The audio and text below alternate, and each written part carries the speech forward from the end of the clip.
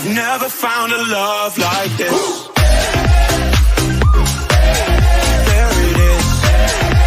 I've never found a love like this. Hello everyone, welcome back to E20 Zone TV preview time. West Ham United versus Silkeborg. I am joined to my right by Lucas, all the way from the US of A via Romford. Lucas, how are you? It is a beautiful day in Romford today. Absolutely excited to leave my hotel and go on a nice walk. That's good, mate. It's good. Before we get started, Lucas, I just want to have a quick assessment of what you see Monday night before we get going. I thought it was kind of shit, to be honest. It wasn't very impressive. Or I won't say shit, but it just wasn't very impressive and not what I was looking forward to seeing on Monday. Just everything not really great about Monday. Atmosphere was terrible. We didn't play that well. Scored some shit goals. Or not, penalty wasn't shit, but first goal was shit. Really, I celebrated, obviously, because we scored, but it just wasn't that great of a match. I'm happy we got the 3 points, but doesn't really reassure me going into Sunday or give me any confidence, but we move, you know? Yeah, I'm with you. Moving on to tomorrow night, what are you expecting tomorrow night? Because for me, I don't know, West Ham need a point to guarantee winning the group, which for me, West Ham should be winning this game. Silkeborg ain't going to be a easy game, though, in my opinion. They give us a lot of trouble over in Denmark. What are you expecting tomorrow night? I'm not quite sure because I think Moyes has put us in a position where I could see us go a bit strong, or I could see us go not weak, but no matter what, I think we're going to have a handful of first-team players or arguable first-team players that could break in at any time. But I'm excited for tomorrow. I think we should go out and I'll be honest with you. I'm not really expecting – oh, hold on. I thought I was about to sneeze. But I wouldn't really – as long as we don't lose, I think I'd be quite happy because I think with the lineup we'll see tomorrow, we should expect to win. But, really, we're in a good spot. We don't have to win. But being in attendance, I would like to see 3 points. I think tomorrow night, he's going to go slightly strong just to get the job done and make sure West Ham do win. Because obviously next week we've got FCSB away from home. I don't think he's going to try and risk just playing a weakened side, not getting the right result, and then having to go to Romania with a fully fit, fully strengthened team. Yeah, and let's be honest, do you know what I'm saying? if you're going to play any first team guys, you'd rather play them at home than away. Yeah, obviously it's a quick turnaround from Monday. Like Monday was at home against Bournemouth and then at home against Silkeborg. For me, I expect West Ham to win this game. Yeah, no, I expect West Ham to win this game comfortably, really. But I've not seen us play well this year. As I say, I didn't see us Monday play well and we got the result. What team do you reckon he's going to go with tomorrow night? Because for me, I know Ariola, I think we both agree Ariola will start. Then the other 10 players, it could be anyone, really. I think if I had to start my predictions, I would say I think the players that are guaranteed to play tomorrow, in my opinion, Ariola, Antonio, Emerson, Downs, and Sufal probably. I think those are 5 guaranteed names, and then the rest really could be just anyone. I think Coventry will play tomorrow. I don't really see any point in playing an academy player yet. But center half will be interesting because I really don't want to see Kurt Zouma play. Apparently, it's come out that Zouma doesn't even train anymore. He trains like once a week, and then he gets to the match on the weekend, which slightly concerning, obviously, because you want your players being fit, training. But and then Dawson. I think Dawson is good to go, but I would like to see him on Sunday. So that's going to be a bit of a weird one.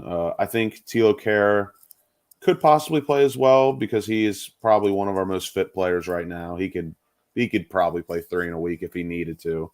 We don't want to see that, obviously, but if he had to, I think he could.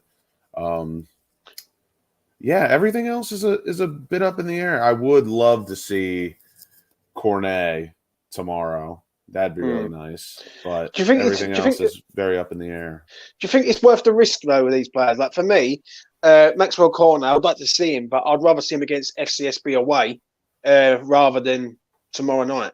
Like I think tomorrow night, I don't think it's going to be an easy game tomorrow night. I think a lot of West Ham fans think we're just going to turn up there and just roll this team out the ground. Oh, I totally forgot to mention Fornals. That's another nailed on because he hasn't played. Yeah, I think Fornals will play. Obviously, we done a watch along, didn't we, on the home fixture against Silkeborg, and I'll be honest with you, I was quite impressed with them. Really, I thought they come at us straight away. They scored first. Them and Viborg, those Danish teams. I don't know what it is. They pass the ball pretty decently. I must admit, they did pass it very, very well. I think it was on an artificial pitch over there, if I remember rightly, but on a big pitch at West Ham, if they're passing the ball like they did when they was at home, it's going to be a tough game. Do you know what I'm saying? For me, Areola to start, I would like to see Kufal. I think Obona will play if he's fit and available. Get him in there, let him play. I think West Ham can't take this game lightly, but they have to get the job done. I don't want them to go to Romania and then try and have to do something in Romania. Do you know what I'm saying? I know FCSB ain't been good this year, and Silkeborg put 5. I think Silkeborg put 5 past them, if I remember rightly. So it ain't going to be easy tomorrow night. I know that for sure. Would you risk playing Ben Rama tomorrow night because he's in form? He scored the other day. He had a good game. He's not for you. Maybe like the last 10, 20 minutes, maybe. But I don't want to see him start tomorrow. I think if I had to guess the lineup tomorrow, I would go Areola in goal, Sufal right back, Ogbonna, and I think Dawson might actually play. So I'd go Ogbonna, Dawson, Emerson at left back. Then my midfield 3 would be Lanzini, Downs, Coventry, and then the front 3 would be Fornals, Antonio, and Bowen's probably going to have to play again unless Cornet is fit. Then I wouldn't mind seeing Cornet there, but we've got a little bit of a rotation that we can go with. Like I wouldn't mind seeing Souček play tomorrow. Souček's another guy that could play 3 matches in a week, and I think he'd be fine.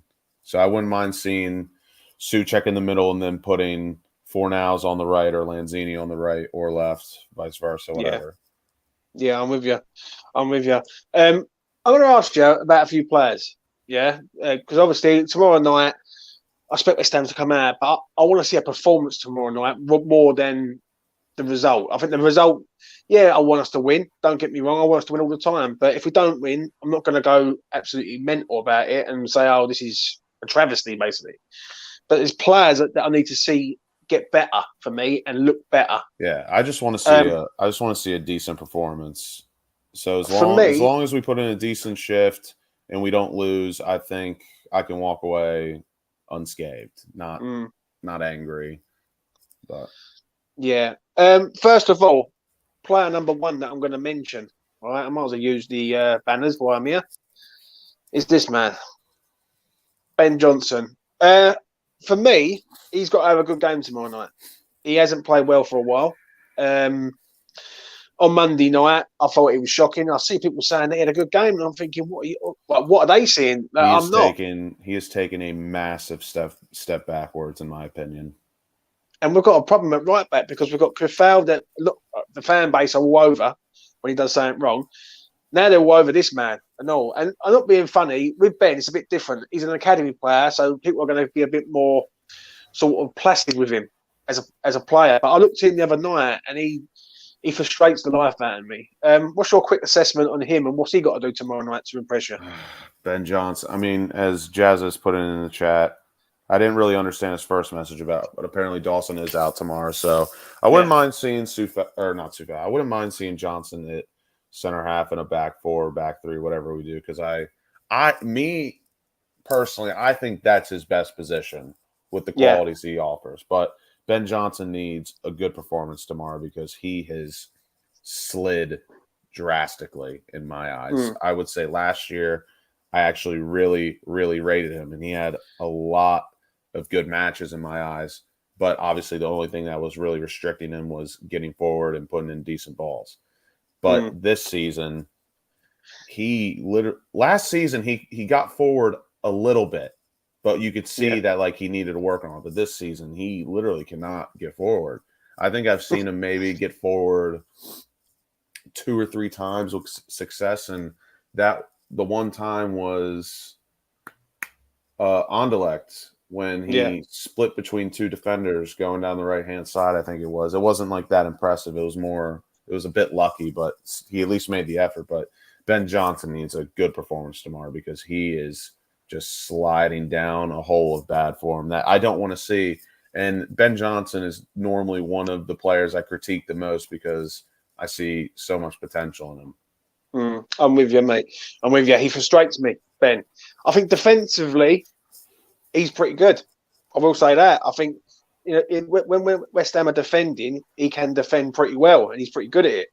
Going forward, he's clueless, absolute clueless. He goes down that right-hand side, and he's running down that right-hand side, and I'm thinking, let yourself go, boy. Like, motor down that right-hand side, and he'll check his run all the time. And just like last season, I can't tell if it's confidence or lack of quality. Because last season, I thought he just wasn't really that confident getting forward. I think and it's this lack season, of quality. it seems for me, it's a bit of both because the few times he has gone down the flank, he's ran past some players. He hasn't like breezed by him, but he's got in front of them, gone past them, and he's put in a ball. But to me, I still can't figure out if it's a quality issue or a confidence issue because, like I said, I think very highly of Ben Johnson, and I think he can be a great player.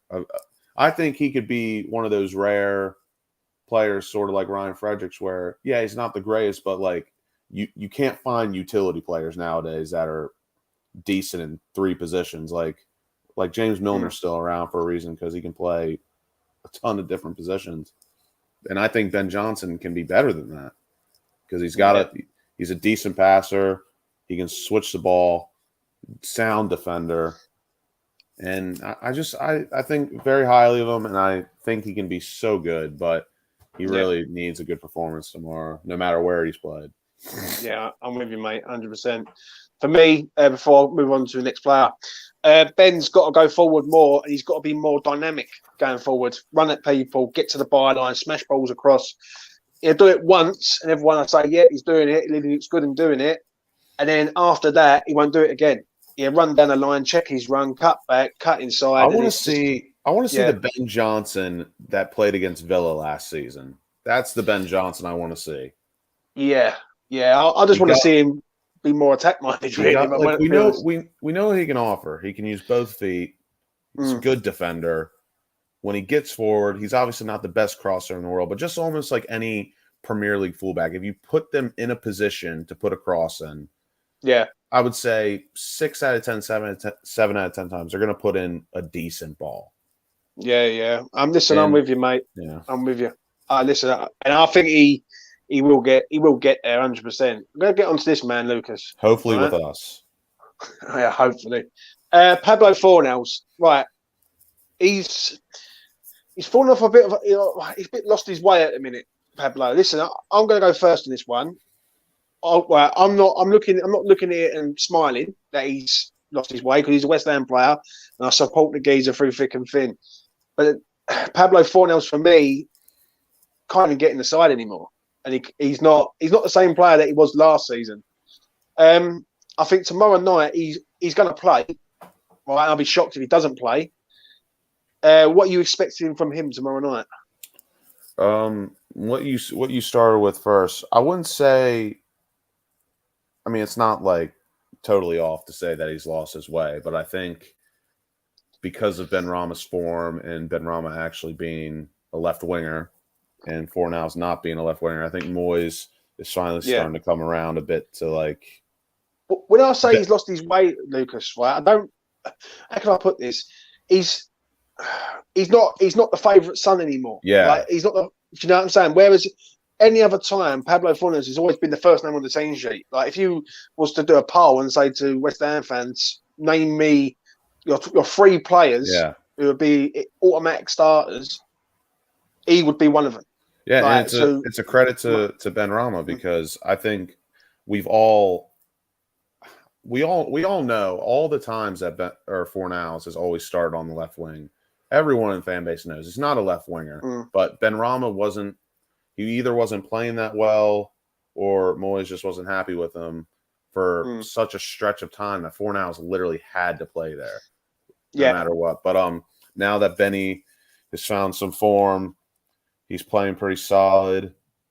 Maybe Moyes has finally been like, all right, I really don't want to see Fornals at left wing anymore. And which me personally, I never really like seeing Fornals on left wing because it's not his natural position. He's so much more effective in the middle of the park. So hopefully tomorrow he has a very good game and he shows off his qualities again because the best flashes of Pablo Fornals to me have always come when he's been in the midfield. And not to say that he's been a poor left winger. It's just so noticeable with him that like when you watch him play on the left wing, it's like this guy is literally not a left winger. He doesn't have left winger qualities. And to be a good left winger, you just can't have amazing work rate. Like he doesn't take players on like Benrahma or Bowen.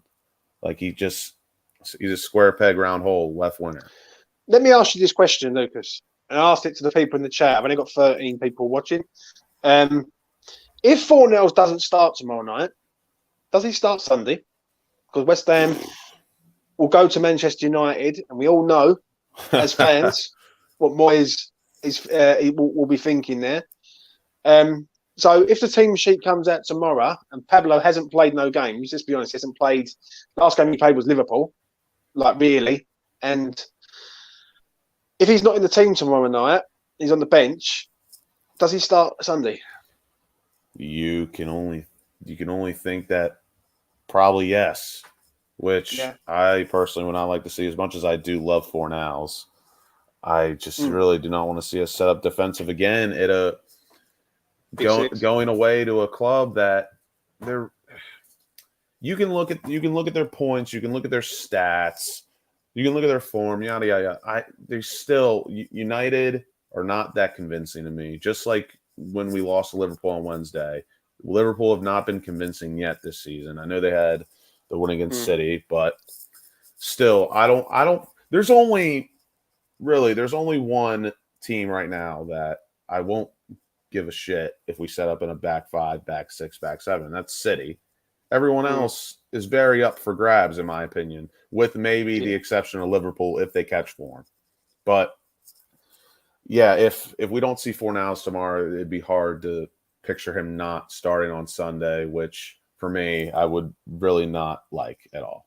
Unless he was in the midfield for Souček, maybe Downs.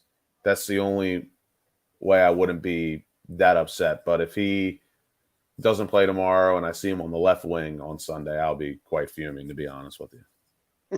So would I, mate. I'll move on, though, to the final man that we're going to talk about tonight.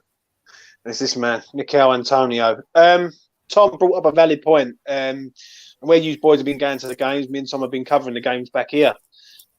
His attitude coming off the bench has been a bit inconsistent for me. And his performance on Monday night, was shocking, to say the least. How much has this man got to improve if he's going to try and fight Skamaka for the shirt? Because for me, Lucas, I've seen him 3 times come off the bench this year.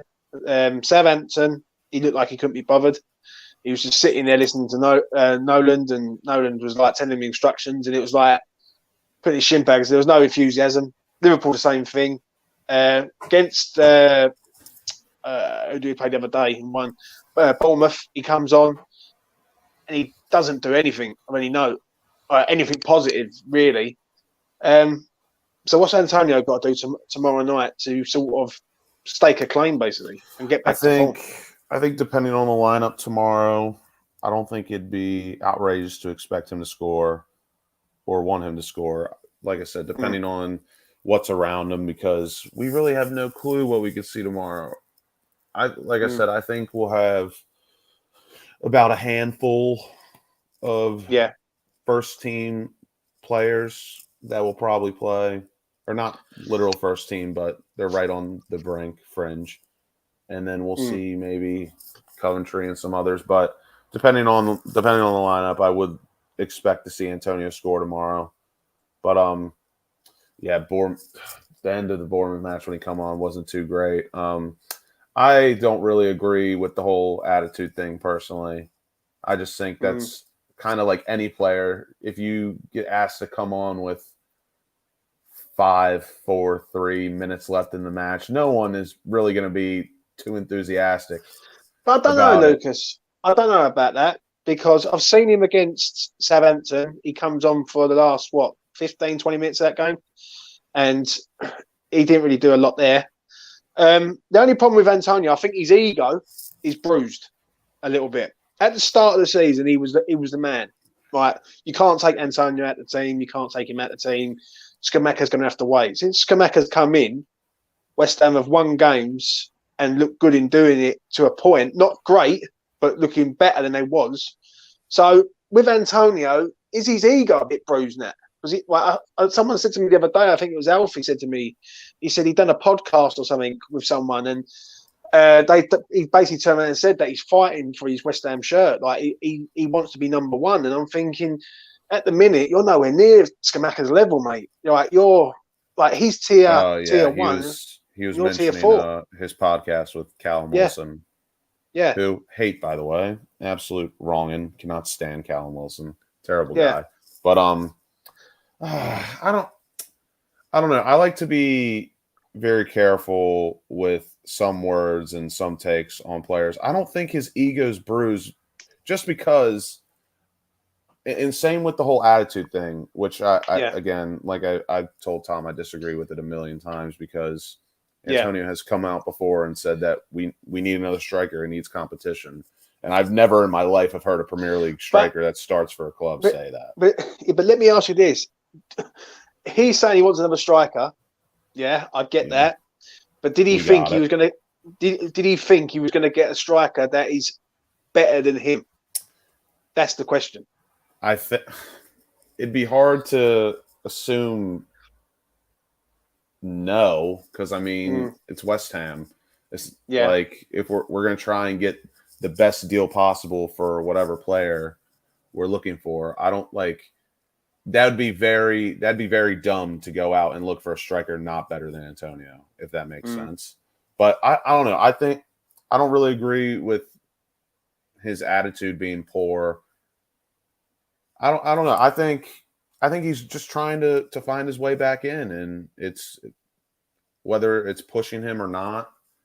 Yeah, really, I don't really have an opinion on it personally, but I do think if he starts tomorrow.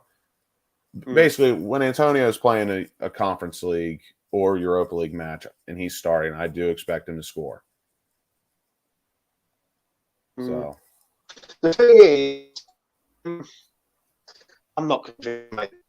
If you want me to be truthfully honest, I'm really not convinced with Michail Antonio. I think this is slowly the end of Michail Antonio, in my opinion. The way I do look at this, Lucas, is that when I see Michail and he's up for it, he's on it. In his body language, I've not seen that at all. Not once this season. I see it the other night. I'm looking at him and I'm thinking, Mickey, what's going on, mate? Like you can't even hold the ball up. And as soon as he come on the pitch against Bournemouth, we was under it. We was under it straight away. They was coming forward. We was defending too much, in my opinion. We shouldn't be defending that much. We literally played I think, a 7-3-1. Mm. We literally, Yeah. Mickey was the only one up top, and then just like normal when we set up like that, and we just huck What the it ball is, forward.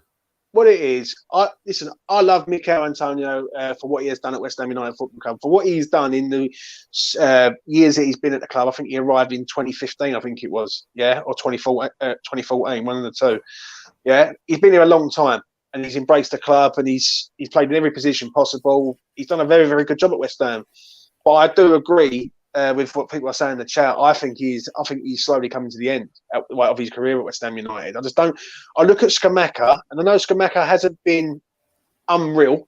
I'm not going to say he's been an amazing Scamacca, but he's been a level above Michail Antonio. And for me, Antonio, his attitude is a problem for me because I know you disagree with it, but I look at him and I think sometimes he's rolling around fighting defenders rather than trying to put the ball in the back of the net, which he's paid to do. Do you know what I'm saying? I don't see Scamacca fighting defenders really. Do you know what I mean? He's always like he's not well. Scamacca goes over, he gets up, gets on with the game, whereas Antonio's doing a lot. He's throwing his arms up in the air and he's either trying too hard or he's just got no enthusiasm anymore because he's not the main man. What do you think, Lucas? I mean, like I said, I don't really think, I'm not looking that far into it. I don't think it's really that big of a deal. I think it's just I think he's trying to get used to the competition because he hasn't had competition for God knows how long now. I mean, his last competition he had was Aller, really, and that didn't last very long. But I don't know. I still think he has a role to play at this club for this season and possibly next season. But it's obviously it is a bit difficult to go from the main man to fighting for your spot. But I think it's healthy for the squad. I don't think it's toxic or anything, which is good. But again, I think if you do want to look a bit into it, I do think you can ask anyone that's played competitive sports or anything. When you're not playing, it's tough, and then when you're asked to come on for five or less minutes, it is a bit hard to get into it, get enthusiasm. But I don't think it's that big of a deal until I see like an obvious red flag, and I don't really disagree with, or not disagree. I don't really find the opinion of you and Tom with what you said to be bad. Just like on a fundamental level, I just don't really see it. But like I said, I do think he has a role to play this season and next season because I do think Antonio last 20 minutes can be a problem. He can be a danger, especially if he's to keep Scamacca on. Yeah. And he goes a full 90. But yeah, that's my take. If he starts tomorrow, I expect him to score, but really it all depends on the type of lineup we're seeing because we really don't know if it's going to be strong or not. I agree. There's a few things in the chat that I'm going to get to before we round this up, but I agree with what you're saying to a point, but I do look at him and I just don't see the same player. I don't see the hunger in him anymore as like to get on there and try and make something happen. I'm just not seeing it, in my opinion. E. Davis says here, unfortunately, Antonio's lost a lot of his pace, which is why I think Moyes doesn't put him wide much. I agree on that. Him going on that side doesn't really do it for me. Scotty Venn, this should be his last season. Do you agree on that, Lucas? For me, if West Ham was to go and sign another striker, it all depends. It all depends on the window. Like I saw, Comer, that French source or whatever, the big one, said that we're interested in Moussa Dembele, which is a bit weird. But I mean, it all depends on the situation. Like if we were to get, let's just say, a Moussa Dembele caliber type of striker, it would be hard to see Antonio staying or fighting for a spot. And like the previous comment said, he's not put out on the wing for a reason, I think. But I don't know. I think he loves the club enough that if Moussa Dembele did come in, Hmm. I don't think Antonio would really mind Uh, if he was guaranteed. And it all depends on where we finish. But if he was yeah. guaranteed like European football, he's going to be the first name on the team sheet. Possibly could say, but if I was a betting man on this topic, Hmm. I would say no. This isn't his last season. I think he's got one more after this with us. For me, I don't want to see Moussa Dembele anywhere near West Ham because he winks a lot at our players and at certain individuals. So that's one thing. Do I think it's his last season? For me, I'd say yeah. I think West Ham need to move on now from the Michail Antonio sort of thing. They've got to thank him for what he's done. He's been a great servant to West Ham. I get it. I would like to see a up and coming striker, like I see someone say about Brodry on loan. Yeah, to a point, but I would like to see someone who's going to come in who can be as good as Scamacca and have Scamacca and another striker who are just top strikers. Do you know what I'm saying? You can never have too many strikers, and West Ham seem to only have one. I'll tell you what, occasions. Broja in January wouldn't write that off the cards. I still think he's regretting signing that 5-year deal. Yeah, I think so. And all, mate. I thought Ben Brereton Diaz would be a wise purchase for the money. For me, Glenn, and I've said this on Twitter and everywhere, yeah, and I had massive debates on it, right? Not for me. Not for me. I think he's a one-trick pony in the Championship, and he'll come to the Prem, and I don't think he'd do it, mate, if I'm honest. I could be incredibly wrong, but it's just not for me. If West Ham, if I could go and pick a dream signing for West Ham, it would be Jonathan David at Lille. I just look at him and I think, you're 22, you're strong, you're powerful, good on the ball, good on the air. You're very, very good. Or I know Ivan Toney, someone of that ilk. But obviously we've got Scamacca, so Scamacca will be the main man. So yeah, Ben Brereton Diaz is not for me. What do you think about BBD, Lucas? Good utility guy for the attack, but I don't rate him that highly. Like I said, I do like players that offer something in multiple positions, but I don't think he's good enough for the Prem just yet. Yeah, listen, it could be like an Ivan Toney situation where Brereton Diaz is still 23, I think, and you never know. Once he turns 25, 26, like Ivan Toney, just something clicks. He gets a move to the Prem, and he is firing. Would you take Watkins from Villa? In our setup, yes, I would. Yeah. But if you're asking me Watkins or Toney, I think that's very obvious. Yeah. Oh yeah, like listen, Ivan Toney won't be a Brentford next season, I don't think. But I would take Watkins. I would. I think Watkins could do a good job off the bench. Obviously, Scamacca would be the main man, but yeah. Listen, and Watkins, in my opinion, not that I don't think he's necessarily the best footballer.